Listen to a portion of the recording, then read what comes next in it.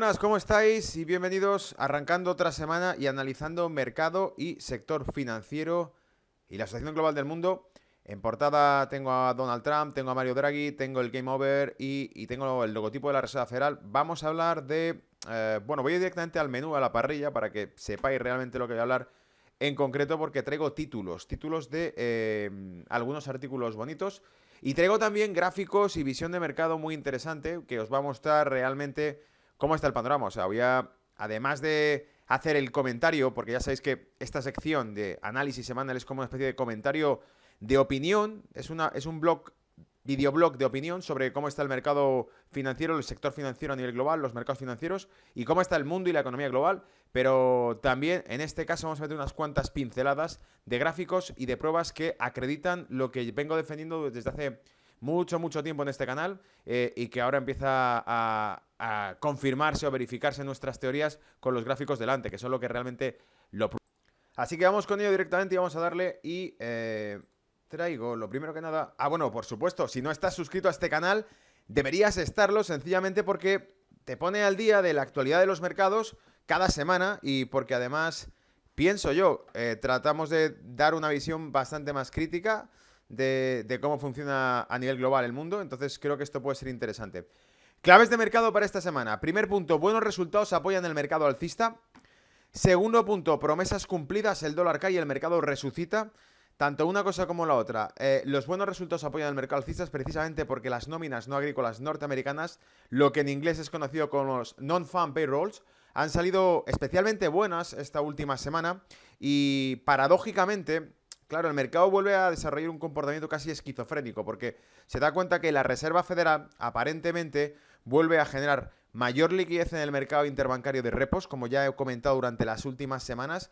Vuelve a haber una inyección de billetes más gorda, incluso más grande incluso que la que había con la quantitative easing, con la política de expansión cuantitativa de la Reserva Federal.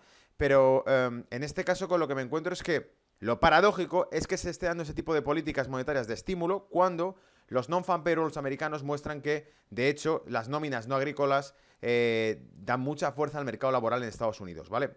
Entonces, aquí es cuando nos encontramos que datos buenos americanos coinciden con un momento de la historia de la política monetaria en la que volvemos a darle a la máquina de los billetes cuando en teoría no habría motivo para hacerlo si es que la Reserva Federal respondiese a intereses económicos locales de la economía estadounidense. Pero vosotros sabéis la verdad, la Reserva Federal no responde a los intereses de la economía estadounidense. La Reserva Federal, como en su momento ya se dijo, y como ya dijo la propia Janet Yellen, tiene una responsabilidad internacional con los mercados, porque al fin y al cabo es la moneda mundial, como he comentado muchas veces, ¿vale?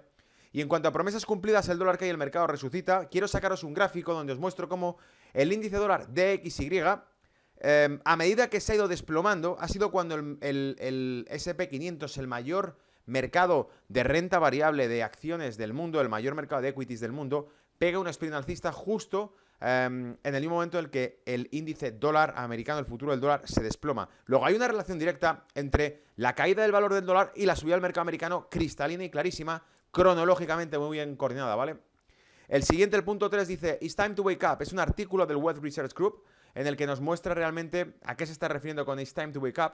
Es un artículo que vengo siguiendo este blog y me gusta bastante. Y de hecho, los artículos que hacen dan información, dan datos, pero también dan una visión, un prisma muy distinto, muy crítico, pero también muy filosófico de algún modo, ¿vale? Que nos hace, como dicen ellos, it's time to wake up, nos hace abrir los ojos, nos hace despertar y darnos cuenta realmente de algunas percepciones que en el día a día no caemos en ellas porque estamos contaminados por el ruido mediático financiero que nos hace ver todo como si fuese un proceso normal, ¿no?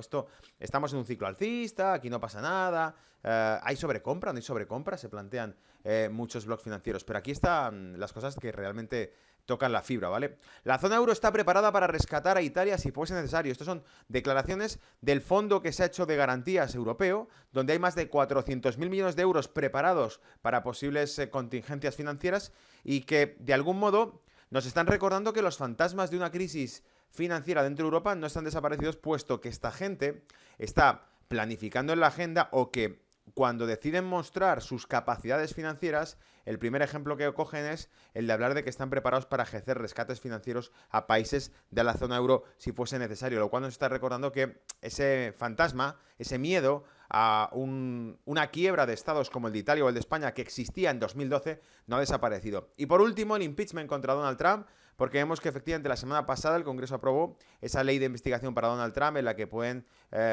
proceder con un impeachment, con un juicio político, y donde podría ser destituido como presidente.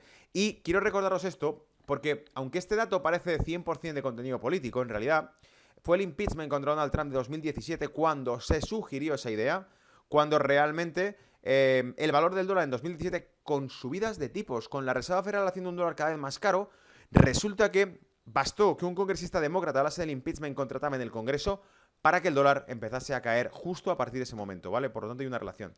Y por cierto, momento para chistes, he visto esto hoy, lo he guardado, he pensado, esto va como anillo al dedo con brújula de mercado, lo ha hecho investing.com, las caricaturas que suele publicar investing.com, y podéis ver que está a la derecha, en lenguaje bursátil, tenemos al oso, que representan los bajistas, los que buscan la caída del mercado, que por cierto lo hemos mostrado más de una vez, chistes en los que se ven los osos muertos de hambre y los toros gordísimos, inflados, ¿vale?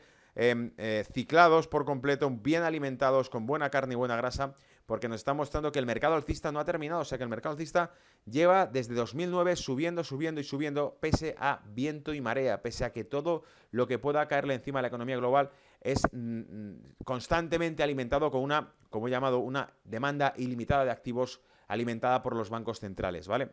Entonces, aquí el oso lo que lleva puesto en la espalda es el impeachment, el trade war, la global slowdown y geopolítica, que viene a ser básicamente pues el juicio político contra Trump, la guerra comercial, la recesión global, porque esto también lo hemos comentado ya hace más de un mes para atrás, sacábamos datos de crecimiento de la producción industrial americana, China, por lo tanto, la desaceleración de la economía global es un hecho también contrastado, evidente. La recesión económica de Alemania también, la caída de las exportaciones de Europa. Todo bueno, falta en la chaqueta Brexit, porque también podría poner perfectamente Brexit. Entonces, todo este tipo de eventos que no están siendo comentados, dices, bueno, hay más de una razón para que el mercado pueda estar vendiendo y que mucha gente recoja ganancia y empiece a quedarse lateral, cuanto menos el mercado lateral. Sin embargo, lo que ves es máximos de la historia, máximos de su historia rotos de nuevo en la semana pasada. Por cierto, algo que vaticiné, algo que hablé, que la proyección, y no de ahora, o sea, que es con más de un mes de antelación, la proyección del S&P 500 es una proyección alcista que nos podría llevar a 3.150 puntos como poco y que ahora empieza a tomar cada vez más forma ese escenario, ¿vale? Bien, paso del chiste y vamos al primer dato. Nóminas no agrícolas de octubre de Estados Unidos, 128.000 contra las 85.000 esperadas. Y leo comentario sacado de Capital Bolsa. Dice, la creación de empleo no agrícola en Estados Unidos cae hasta 128.000 en octubre frente a 85.000 esperados y 136.000 anteriores. La tasa de desempleo se sitúa en el 3.6 frente al 3.6 esperado y 3.5 anterior. Tasa de participación 63,33% frente al 63,1 esperado y 63,2 del mes anterior. Más ganancias horarias 0,33 mensual frente a 0,2% esperado, interanual 3% frente al 3% esperado. Datos ligeramente mejores de las previsiones, pero no tendrán efecto en los mercados. Bueno, esto de que no tendrán efecto es difícil de juzgar. Ese comentario sobra porque se le asume una prepotencia excesiva a decir que no tendrán efecto porque rara vez podemos predecir el efecto que tiene un dato y más como es este dato. Recuerdo que históricamente, estadísticamente, el non-farm payroll, las nóminas no agrícolas, es el dato más volátil que existe de mercado, ¿vale? Y aquí es cuando entramos en el lado científico, ¿vale? Voy a mover un poquito esto para que se vea bien.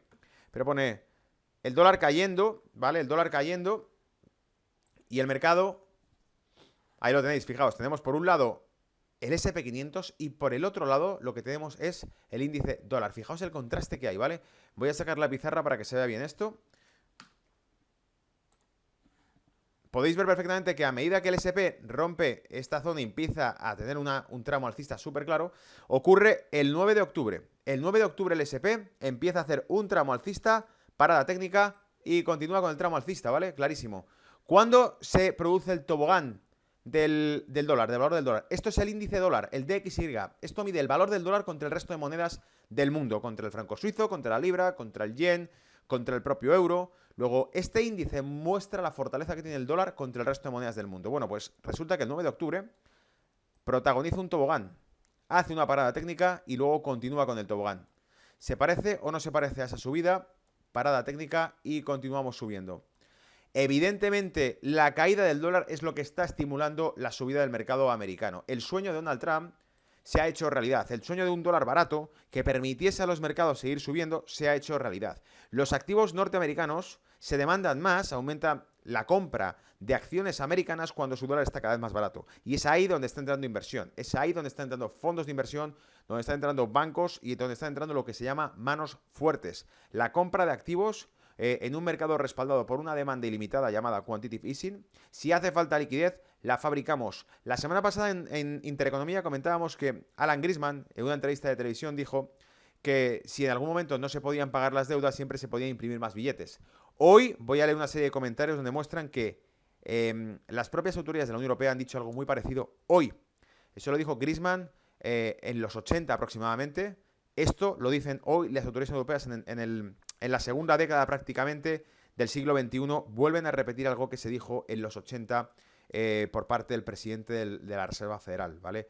La historia se repite constantemente. Estamos viendo el día de la marmota a nivel monetario, a nivel de mercados, ¿vale? Entonces, esto está claro, cristalino. El mercado americano resucita cuando el dólar empieza a desplomarse y más aún todavía. Aquí atrás tenemos el balance de la Reserva Federal y cómo el dólar solamente empieza a caerse cuando se toca el balance de la Reserva Federal y no cuando tocan los tipos de interés. Acordaos de eso porque es un dato fundamental que he demostrado con otros gráficos anteriormente. Durante 2017 el dólar se debilitó fuertemente, durante más de 6 meses cayó, pese a que durante ese año la Reserva Federal subió hasta en 3 ocasiones la tasa de interés.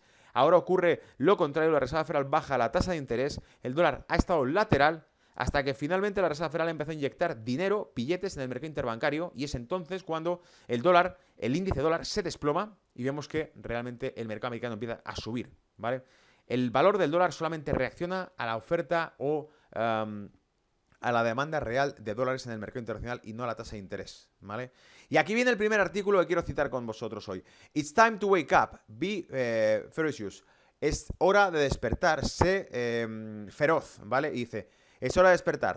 Las estadísticas son claras como el día y he oído todos los argumentos a la vez en contra de una recesión. Y te digo que lo mejor que puedes hacer es no te mientas a ti mismo, si es lo que tienes que, y ponerte en la mentalidad de que dentro de 6 meses la economía estadounidense chocará contra un muro de ladrillos y entrará en recesión. Si realmente sucede o no, quiero que te aventajes a esa posibilidad en el cableado mismo de tu cerebro y que contemples esa posibilidad en el cableado mismo de tu cerebro, porque no importa si una recesión golpea en 6, 12 meses o 18 meses, el tiempo para hacer progreso radical y prepararse es ahora. Dice, la verdad es que nadie sabe cuándo llegará una recesión o una desaceleración, solo que cada día que pasa la probabilidad se intensifica, de su inminencia está aumentando. La probabilidad de su inminencia aumenta cada día que pasa. Mira lo rápido que los inversores pasan de alcistas a bajistas y luego de extremadamente nerviosos a sensacionalmente optimistas. Y por eso nos saca este gráfico de aquí, ¿lo veis? Donde muestra ese índice que se fabrica, que se produce, donde se miden miedos y avaricias del público inversor, ¿vale? De los mercados a través de los ciclos. Y vemos cómo efectivamente decrece y vuelve otra vez a máximos de los últimos 2 años a modo instantáneo, ¿vale? Entonces, el mercado, cuando vemos que este gráfico muestra niveles muy bajos, significa miedo a una posible recesión, y cuando los muestra muy altos significa optimismo de un ciclo alcista claro. Y vemos que hay mucho ruido, o sea, que hay muchos saltos constantes entre optimismo muy claro y pesimismo sobre una recesión, ¿vale? Y entonces dice, se darán cuenta de que nadie tiene un pulso sobre la economía global o cuando la economía doméstica de Estados Unidos comenzará a mostrar sus grietas, de las cuales hay muchos escondidos a plena vista. Dice, en solo 2 años han subido y bajado como un yo-yo, aferrándose a noticias positivas y corriendo a las salidas ante cualquier signo de problema. Ponte en el estado de ánimo de que nadie te respalda, ni tu empleador, es decir, ni tu empresa, ni tu gobierno, ni tu familia, ni tus amigos, ni siquiera tus seres queridos. En un lugar donde poner el 100% de la responsabilidad sobre la persona que está leyendo estas palabras en este momento. Eres el único responsable o el único al que puedes responder sobre lo que hagas, ¿vale? Dice, no culpes a los ricos, no culpes a los pobres, no culpes a los banqueros o a los políticos, no culpes a los chinos, no culpes a los americanos o a los europeos, no culpes a los impuestos, no culpes al clima. Muy interesante esto del clima. Acordaos que hablamos hace tiempo que el clima se empezará a oír cada vez más porque el Green Deal, ese acuerdo que existe de inversión para el cambio climático, suena al al big deal que hicieron tras la Segunda Guerra Mundial de reconstrucción. Es decir, suena a política fiscal de aumento de gasto público a nivel global para evitar una recesión. Fíjate cómo el simbolismo sigue ahí presente. Lo llaman igual que el Green Deal que hicieron tras la Segunda Guerra Mundial, ahora es el Green Deal, ¿vale? Dice, la política de empresa, las normas sociales o cualquier otra cosa. Toma la lista de culpas y elimina o te aplastarán debajo de ella.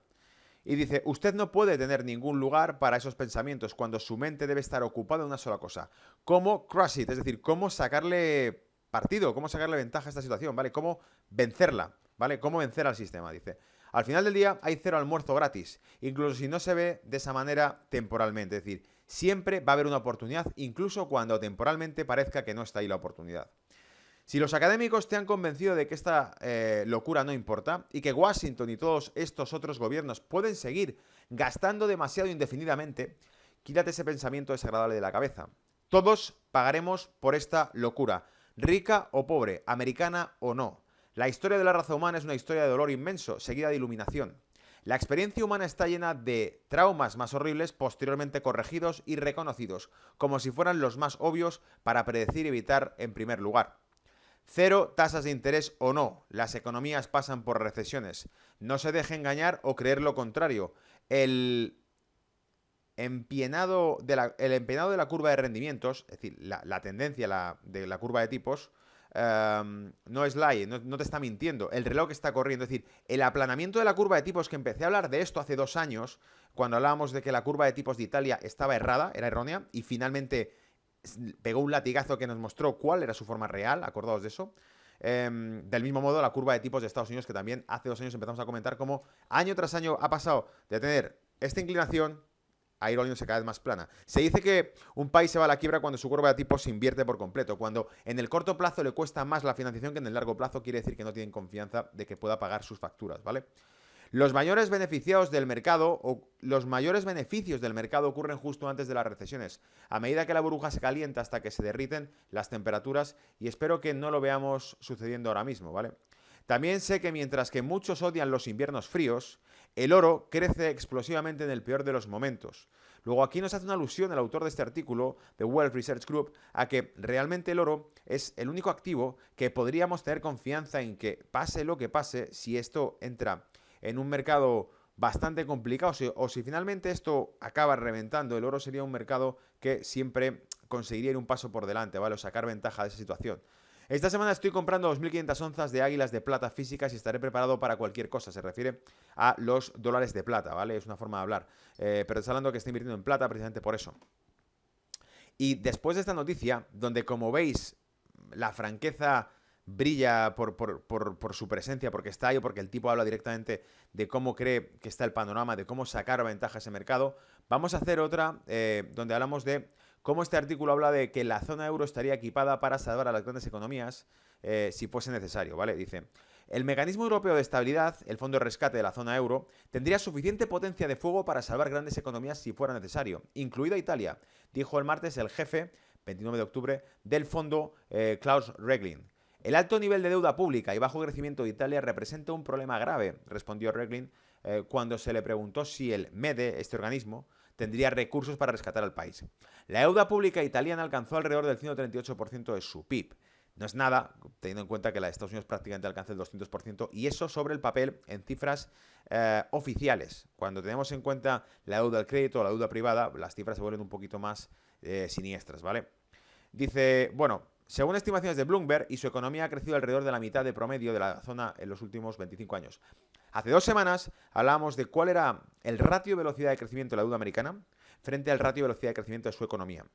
¿Qué ocurre? Que cuando tu deuda crece más rápido que lo que crece tu negocio, el problema es que evidentemente tienes que pagar dinero prestado con una tasa de interés implícita que además crece más deprisa que el dinero que tú puedes generar con tu negocio para poder pagarla, ¿vale? Luego, la bancarrota está asegurada matemáticamente hablando, ¿vale? Pero el caso italiano no es comparable a los problemas que enfrentaron Grecia, Portugal, Irlanda y Chipre cuando fueron rescatados después de la crisis del euro por el ESM y su predecesor, el Fondo Europeo de Estabilidad Financiera, EFSF. Explicó Regling en la presentación del libro, de la breve historia del ESM. Si bien el déficit por cuenta corriente de la economía rescatadas fueron de entre el 10 y el 15% de su PIB, Italia registra un superávit y no necesitará atraer capital extranjero. Es una historia completamente diferente, subrayó Reglin, y agregó que no esperaba que Roma perdiera el acceso a los mercados internacionales. Dicho de otro modo, o por no hablar de eso, las necesidades de financiación que pueda tener Italia no son cuestionables, sencillamente porque cuando tenemos en cuenta cuál es el peso de Italia sobre el PIB de la economía euro, Grecia era el 2% de la economía euro, pero cuando hablamos de Italia es la tercera economía más grande de Europa. Por lo tanto, una crisis financiera en Italia que requiera de un rescate bancario puede poner en serios aprietos a toda Europa, ¿vale? De hecho, Nigel Farage, el líder del partido anti-europeísta y nacionalista británico, dijo que era game over. Se había acabado la partida. Cuando en 2012 la prima de riesgo de España y de Italia superaron el 7%, las dos, ambas a la vez, cifra que era la zona interventiva para los rescates financieros en el caso de Grecia, en el caso de Portugal y en el caso de Irlanda, en aquel momento Nigel Farage dijo, game over, reconozcan que se han equivocado y que esto ha fracasado, el euro ha sido un fracaso. ¿Por qué? Porque nadie creerá en el mercado internacional que la moneda euro es real si resulta que más del 50% de la economía europea ha tenido que ser rescatada financieramente. Es decir, sus bancos, más del 50% de las economías de Europa tienen los bancos o el sector bancario quebrado. Quebrado en bancarrota, insolventes, han tenido que ser rescatados. ¿Quién iba a creer entonces que una zona económica como la zona euro era solvente cuando más del 50% de su economía ha sido rescatada por bancarrota? ¿Vale? Entonces, evidentemente, esto es lo que golpea por completo la credibilidad. Un líder burócrata europeo tiene que decir que esto está súper controlado porque, de otro modo, la credibilidad que habrá en la economía de la zona euro y en el propio euro se desplomaría enseguida, ¿vale? Pero en la pregunta muy hipotética de si el MEDE es lo suficientemente grande para salvar grandes economías europeas, solo puedo decir que sí. ¿Qué va a decir? Que no. Si dice que no, quiebra las economías europeas. Es decir, que un alto burócrata de una institución europea diga, ¿sabe qué? La verdad es que no tenemos dinero para rescatar las economías de Europa. Si fuese necesario, no teníamos dinero para rescatar a Italia. ¿Cuál es el mensaje que está mandando a los mercados financieros, a los inversores, a los bancos, a los fondos? Es, si tenéis activos italianos, quitároslos cuanto antes, porque si pasase algo, no podríamos rescatarlos, ¿vale? Es como que está avisando de que en caso de insolvencias, el que haya puesto pasta en Italia la va a perder. El que haya puesto dinero en Italia lo pierde seguro porque no podemos rescatarles, ¿vale? La Comisión Europea está dando los últimos toques a una serie de cartas a varios gobiernos nacionales que corren el riesgo de perder sus objetivos fiscales de 2020. Ya está repasando, mejor dicho, la plana a países como España, a otra serie de países, o Francia, ¿vale?, dentro de la Unión Europea, para recordarles que deben subir impuestos, deben apretar el cinturón de los ciudadanos, etcétera. Más sobre todo, esto lo traigo a brújula de mercado porque entra en contraste con lo que hace ya bastantes meses comenté, que era un comentario antes del verano, lo dije. Steve Jacobsen en CNBC dijo, Europa necesita que Alemania entre en recesión, porque solo entonces las políticas de la Unión Europea pasarán de modo ajuste a modo estímulo. Ahora mismo la Unión Europea que llevamos viendo durante los últimos años de la crisis es una economía de aumento de impuestos, reducción de gasto público y recorte fiscal. Eso quiere decir que la actividad se superdeprime. O sea, la economía ya está complicada, ya está jodida, hablando claro, pero lo que hacen estas políticas de ajuste económico es tratar de reducir, ¿vale? Cortar la hemorragia de pérdidas que tengan esos estados, pero claro, sin tener en cuenta que es precisamente lo que, y lo he dicho en más de una ocasión, llaman economías anticíclicas, a que en esos casos es cuando los estados deben reducir impuestos, cobrar menos impuestos, facilitar la creación de empresas, facilitar la contratación para que en esos casos el ciclo se revierta y la economía privada pueda recuperarse de este bajón, ¿vale? Si lo que haces es asesinar a la economía privada con más impuestos, evidentemente va a ser el fracaso absoluto, que es lo que ha ocurrido desde el año 2008, que ninguna de estas economías, empezando por Grecia, que ha seguido a rajatabla y obedientemente a la troika, no ha recuperado su economía, no ha recuperado la actividad económica, no ha recuperado el empleo, no ha recuperado el crecimiento económico. Grecia, siguiendo desde el año 2010 a rajatabla constantemente todo lo que la troika ha ido diciendo. Es decir, la Comisión Europea, el Banco Central Europeo y el FMI le dieron indicaciones claras de qué hacer con su economía en 2010. A día de hoy, Grecia sigue estando quebrada y pobre por completo. No hay ningún tipo de recuperación que puedas ver que sea significativa, ¿vale?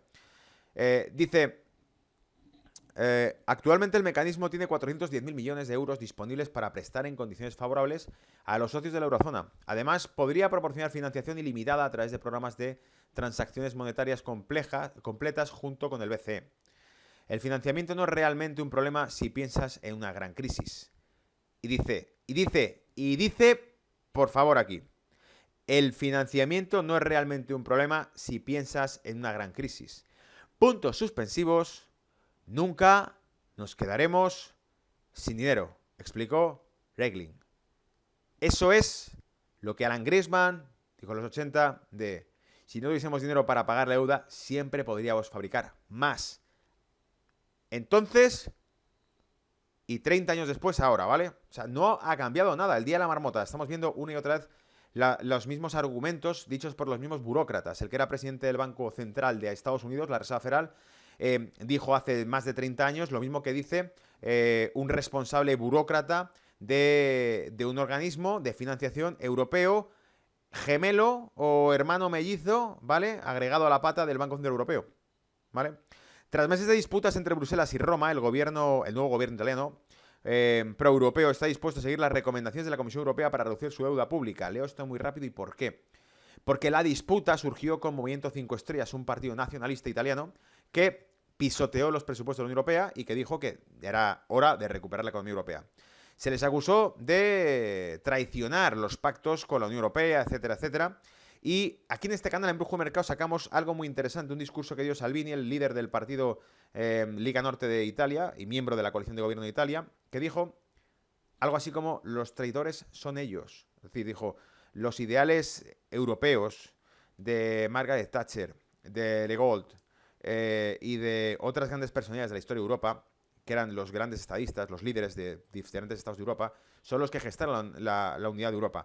Y no los burócratas como Nigel Farage llamó. Los burócratas que crearon la Unión Soviética y que están hoy sentados a los mandos de la Unión Europea, ¿vale? La economía planificada de continuo y perpetuo ajuste, ¿vale? Y dice,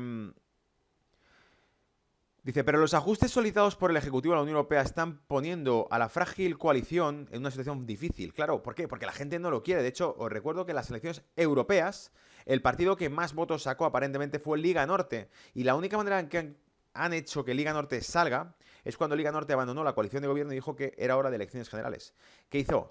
Automáticamente el socio de gobierno, Movimiento 5 Estrellas, ese partido que aparentemente era un partido guerrero, ¿no? Que peleaba contra la burocracia europea, pues ese partido ha buscado otro socio, que es un partido socialdemócrata, lo ha anexionado con tal de no ir a elecciones, porque si van a elecciones lo que temen es que se hundan y que Liga Norte gane más peso y más votos, ¿vale?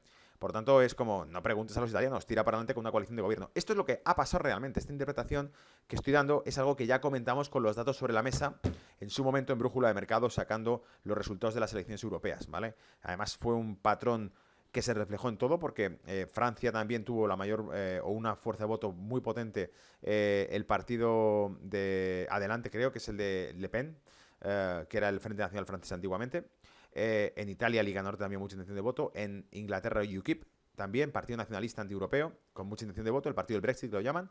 Por lo tanto, esto es lo que hay. Por eso, la Unión Europea no va a pasar ahora por preguntarle a la gente qué quiere hacer, porque sabe que tiene las de perder, ¿vale? Entonces, repito, la Unión Europea está poniendo a los ajustes solicitados por el Ejecutivo, es decir, lo que la Unión Europea pide al gobierno ejecutivo de Italia, pone en una frágil situación a la coalición de Italia. Es decir, saben que lo que está pidiendo la Unión Europea a Italia hace que la gente italiana rehúse o rechace las políticas de la Unión Europea porque las sienta como políticas empobrecedoras, que no generan actividad económica. Primer ministro de Italia en una situación difícil en medio de acusaciones de irregularidades. Después de emerger como el claro ganador de la crisis política de este verano en Italia, Giuseppe Conte se ha visto asediado por problemas solo 8 semanas después de reanudar el cargo nuevamente como primer ministro. Los eurobonos, fijaos un tema que también se discutió mucho de cómo se puede financiar los estados europeos a través de un organismo propio y crear un tesoro como el tesoro americano, pero en este caso europeo. Durante sus comentarios de apertura, Regling pidió una capacidad fiscal central para que la zona euro absorba los golpes repentinos. En mi opinión, se necesita capacidad fiscal para la estabilización macroeconómica y creo que para todas las instituciones europeas e internacionales, dijo. La demanda de despedida de Draghi, el presupuesto de la eurozona, vale. ¿Qué está diciendo con esto? Cuando nos hablan de capacidad fiscal en la zona euro, se está refiriendo a que definitivamente y una vez por todas, en los 80 se hizo una transición en la cual los tipos de interés dejaban de ser controlados por los gobiernos, es decir, la liquidez del dinero dejó de estar controlada por los gobiernos y pasó a estar controlada por los bancos centrales, que eran macro estados, o sea, no estaban ya asociados a ningún tipo de estado. Ya no era el Banco de España, era el Banco Central Europeo el que dirigía la liquidez de la moneda, ¿vale? Ahora, lo siguiente es el control absoluto fiscal de la zona euro, es decir, que los impuestos y el gasto no lo decida el gobierno al que tú votas, sino que lo decida la administración centralizada de Bruselas. Es decir, que la deciden los soviets de Moscú. En este caso, Bruselas es la que va a decidir realmente cómo se va a administrar ese dinero en tu país, da igual a qué gobierno votes. La prueba está en esto. Cuando Italia tiene un gobierno de coalición en el que no acepta los presupuestos de la Unión Europea. Dice, gracias por la sugerencia, pero no vamos a hacer eso en Italia. Entonces la Unión Europea, ¿qué hace? Directamente aprieta y ajusta la deuda italiana.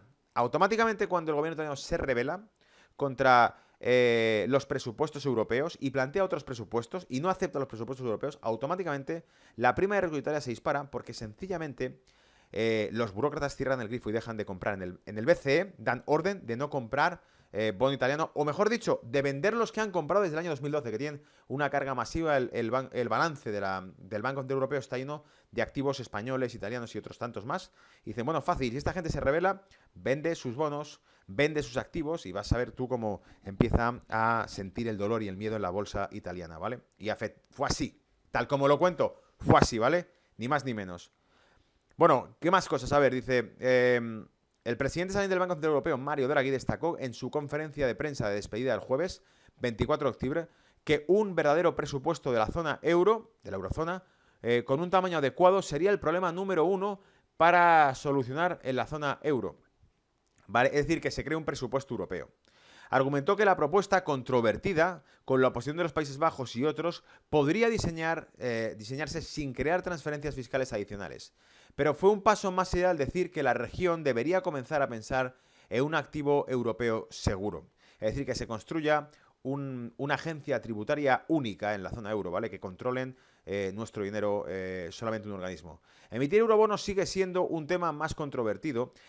Pensad una cosa, hago una pausa aquí. Cuando hablan de eurobono, lo que están hablando es de emitir títulos, papeles, que sean respaldados por alguien, por un colateral que se llama en el argot financiero, ¿vale? ¿Quién es el colateral de esos bonos? Bueno, pues el Banco Central Europeo, el Tesoro Europeo, por decirlo de algún modo, ¿no? El Tesoro Europeo respalda los bonos. Está emitiendo deuda a Europa y pide que se le preste. Y para ello vende un bono garantizando que lo va a devolver. Pero claro, no va a hablar en nombre de Italia, no va a hablar en nombre de Grecia, no va a hablar en nombre de España, no va a hablar en nombre de Francia. Tiene que, antes de que se atrevan a poner todos en el mismo bote, en la misma piscina, los ahorros, dicen primero, ¿quién va a controlar este dinero? Tenemos que ser nosotros, el Bundesbank, los alemanes, los franceses, ¿quién va a controlar aquí la pasta en Europa? ¿Vale? Pero el momento que eso esté decidido, para lo que van es que realmente la riqueza la gestione solamente un organismo centralizado y que no permita que los gobiernos locales puedan tomar decisiones que afecten realmente al gasto público que tenga cada estado. Si yo quiero construir carreteras aquí o allá, o quiero generar más inversión en hospitales o en tecnología, en vez de hacerlo en qué sé yo, en coches, pues evidentemente eso es algo que no vas a poder decir libremente, ¿vale? Y dice, aumentará el volumen de activos altamente calificados, ¿vale? Dice, emitir eurobonos sigue siendo un tema más controvertido que un presupuesto de la eurozona, admitió, pero argumentó que aumentaría el volumen de activos altamente calificados, proporcionaría un punto de referencia común que podría utilizarse para fijar el precio de la deuda a través de la eurozona, ayudaría a reducir la exposición de los bancos a la deuda nacional. Claro, si no hay bonos nacionales, no hay bono italiano, bono español, sino que hay un bono europeo, ya no estás expuesto a Italia. Estás comprando una cesta de bonos, que es el bono europeo, está respaldado por la tesorería o por la agencia tributaria recaudadora de cada país, ¿no? Pero que en realidad es una en común. Entonces eliminas ese riesgo, pero no es otra cosa que una cesta. El riesgo pasa a estar mutualizado. Toda Europa respalda la deuda de un país o de otro, ¿vale? Y sería un paso importante para integrar los mercados y hacer que el euro sea más atractivo para los inversores, fortaleciendo así el papel internacional de la moneda única. Es decir, si creásemos un tesoro europeo, si hubiese una fiscalidad única y un bono europeo único, como hace Estados Unidos, entonces nuestra moneda sí que podría ser más sólida, una moneda mucho más seria, porque entonces dirán, el euro no es una coalición, no es un patrón entre el cual el resto de estados europeos se ajustan a él, pero tienen que sus complejidades, sus diferencias en el sector bancario entre Francia y Alemania, sus desajustes fiscales entre Francia, los de Alemania, los de España, los de Italia. No, no, esto es un tesoro europeo, una moneda única y una política fiscal única y un bono único con una tasa de interés única entre todos los estados europeos. Es decir, bienvenidos amigos a los Estados Unidos de Europa. La pregunta es cuánto nos costará eso, ¿vale? Y por último, finalizando este vídeo, la Cámara de los Estados Unidos respalda medidas de destitución para Trump. Destitución para Trump. Dice, la votación fue de 232 frente a 196. Hasta ahora, solo 2 demócratas han votado en contra de la investigación y ningún republicano ha roto filas. La votación no comienza un juicio político formal, sino que establece un mecanismo por el cual los artículos de juicio político podrían ser redactados por un comité de la Cámara. La legislación también establece audiencias públicas, por lo que menos se llevará a cabo a puerta cerrada. Importante, lo único que quiero comentar aquí antes de cerrar es que escucho en las noticias hablar de impeachment contra Trump porque el motivo del impeachment o el argumento que se ha buscado es el tema de que Donald Trump pidió como favor al gobierno de Ucrania que investigasen al hijo de Joe Biden, que es el opositor demócrata de Donald Trump. Pero en realidad, el motivo por lo que lo investigaba, y es que lo curioso es que esta explicación no la escuchas, pero os invito a que lo investiguéis y lo busquéis, ¿vale? El favor por el que Donald Trump pide, y no es que con esto esté defendiendo a Donald Trump, sino sencillamente digo, fíjate cómo en realidad la verdad que te cuentan, la cuentan a medias y sesgada para que no te enteres realmente de la película. El favor que Donald Trump pide al gobierno de Ucrania es que investiguen al hijo de Joe Biden, que es el opositor de él, el líder demócrata, el que mejor va en las encuestas, que lo investiguen por si ha tenido algo que ver en un caso de corrupción, ¿no? Entonces, la corrupción aquí está en que Donald Trump le pide un favor al gobierno de Ucrania. Pero ¿y si la corrupción en realidad de todo esto es algo que va mucho más allá de eso? Es decir, una cosa es que Donald Trump le pide un favor al presidente de Ucrania para que investigue a un miembro de la oposición. Pero el motivo por el que le está investigando es porque, y aquí viene el tema, sospecha que durante la administración de Obama, el hijo de Biden fue el beneficiario de parte de los 5.000 millones aprobados por el Congreso americano que se le daban a Ucrania. Es decir, si el hijo de Biden se podía hacer cargo de una compañía energética en Ucrania, entonces el gobierno americano quizá concediese ese crédito. Luego, aquí la corrupción no está en los hombros de Donald Trump por pedir que se investigue eso. Está en que, como siempre, nos está enseñando la luna y nos quedamos mirando el dedo. O sea, Donald Trump señala una dirección y miramos su dedo en lugar de mirar realmente qué hay detrás de todo esto. Algunos, lo escuché así, en divulgaciontotal.com, por ejemplo, lo decían, lo llaman la estrategia boomerang. Dicen, en realidad lo que está haciendo Donald Trump es, comete este error, ¿vale? Le denuncian porque lo que quiere es que precisamente se hable de esto para que cuando el pufo salga a la luz y digan, pero un momento, entonces Joe Biden pidió como favor que el dinero del contribuyente norteamericano en Estados Unidos, los impuestos, parte de esos impuestos fuesen a conceder dinero a un gobierno por ahí perdido que no tiene nada que ver con el gobierno americano porque no es un gobierno con lazos históricos con Estados Unidos, que es el gobierno de Ucrania. El pueblo de Ucrania no tiene muchos vínculos históricos con Estados Unidos y sin embargo Estados Unidos le concede crédito. Pero resulta que gracias a esa concesión crediticia, el hijo de John Biden recibe ciertos beneficios, ¿vale? Es ahí donde Donald Trump quería apuntar el caso de corrupción, pero de eso no se comenta ni se habla. ¿Por qué pide que se investigue al hijo de John Biden? No hablan de esto, solamente hablan de que cometió una irregularidad pidiendo que se investigue tal, ya, pero que se investigue el qué y por qué. ¿Me seguís? Eso es todo, pensad siempre, trato de dar una visión diferente a la que el aspecto mediático nos cuenta. Recordad que muchas veces os lo digo, esto no saldrá en la televisión, ¿vale? Y espero que este vídeo, si os ha gustado, lo compartáis con vuestras amistades para que abramos los ojos a más gente sobre lo que creemos que realmente pasa en el mundo, ¿vale? Y nada, nos vemos en los comentarios. Cuidaos. Chao.